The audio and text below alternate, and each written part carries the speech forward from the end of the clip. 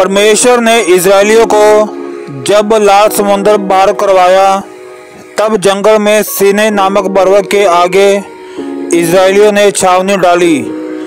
तब उन्होंने पर्वत के पास ही डेरे खड़े किए। परमेश्वर ने मूसा से कहा कि वह इजरायलियों से कहे, इसलिए अब यदि तुम निश्चय मेरी मानोगे और मेरी वाचा का पालन करोगे तो सब लोगों में से तुम ही मेरा निज धन ठहरोगे। समस्त पृथ्वी तो मेरी है और तुम मेरी दृष्टि में याजकों का राज्य और पवित्र जाति ठहरोगे।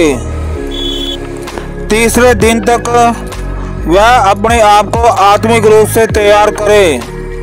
जब परमेश्वर सीनै पर्वत पर आया तो बादल गरजने और बिजली चमकने लगी और पर्वत पर काली घटा छा गई।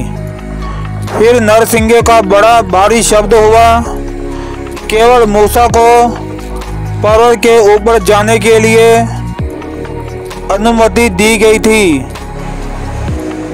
परमेश्वर ने उन्हें वाचा दी और कहा, मैं तेरा परमेश्वर यहोवा हूँ जो तुझे दासत्व के घर अर्थात मिस्र देश से निकाल लाया है। तू मुझे छोड़ दूसरों को ईश्वर करके ना मानना। तू अपने लिए कोई मूर्ति खोदकर ना बनाना, ना किसी की प्रतिमा बनाना।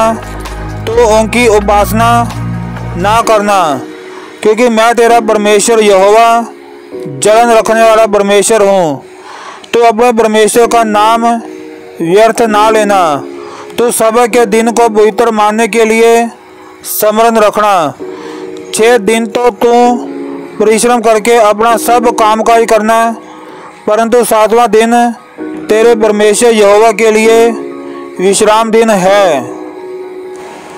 तू अपने पिता और माता का आदर करना। तू खून ना करना। तू व्यभिचार ना करना। तू चोरी ना करना। तू किसी के विरुद्ध झूठी साक्षी ना देना। तू किसी के घर का लालच ना करना, ना तो किसी की स्त्री का लालच करना या जो कुछ भी उससे संबंधित है। परमेश्वर ने यह 10 आज्ञाएं मूसा को 2 पत्थर की तख्तियों पर लिख के दे दी।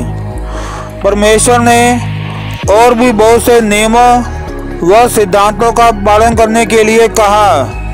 यदि वह लोग इन नियमों का पालन करेंगे तो परमेश्वर अपनी वाचा के अनुसार उन्हें आशीष देगा। यदि वे इन नियमों का पालन नहीं करेंगे तो वह दंड के पात्र बनेंगे। परमेश्वर ने इजरायलियों को तंबू बनाने का विस्तृत विवरण दिया। यह मिलाप वाला तंबू कहलाता था और इसमें 2 कमरे थे जिन्हें एक बड़ा पर्दा पृथक कर रहा था। केवल उच्च पुरोहित को ही उन कमरों में जाने की अनुमति थी, क्योंकि परमेश्वर उसमें वास करता था।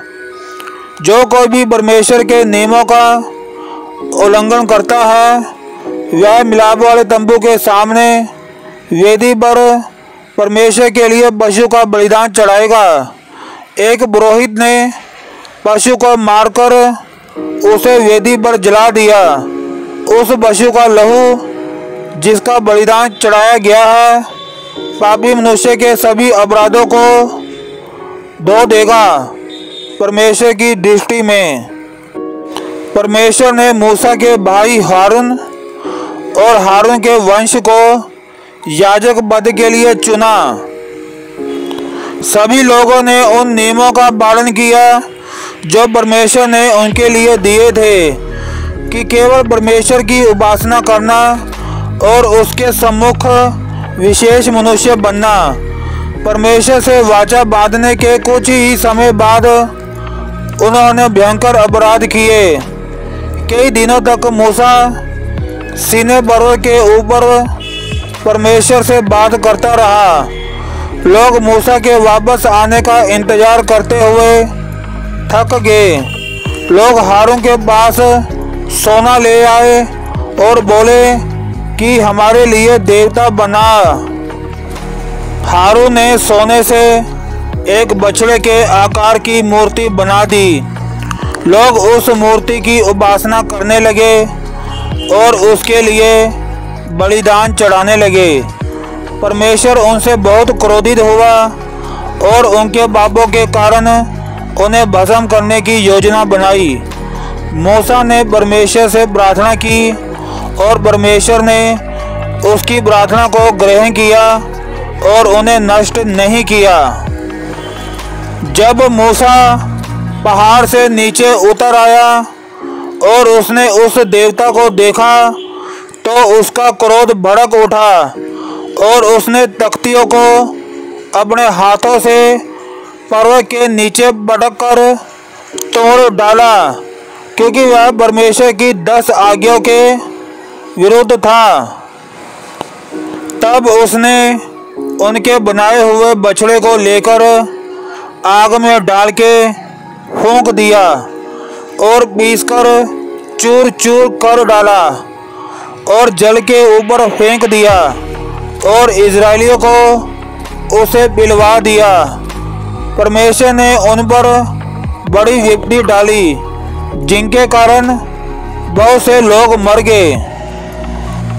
मूसा पर्वत पर फिर चढ़ गया और उसने प्रार्थना की कि परमेश्वर उन लोगों के पाप को क्षमा कर दे।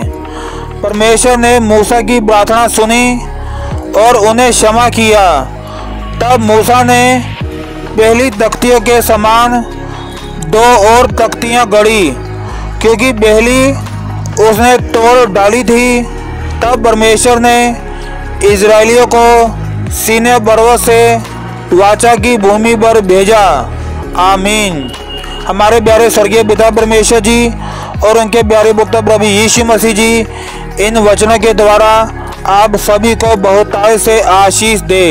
आमीन फिर आमीन।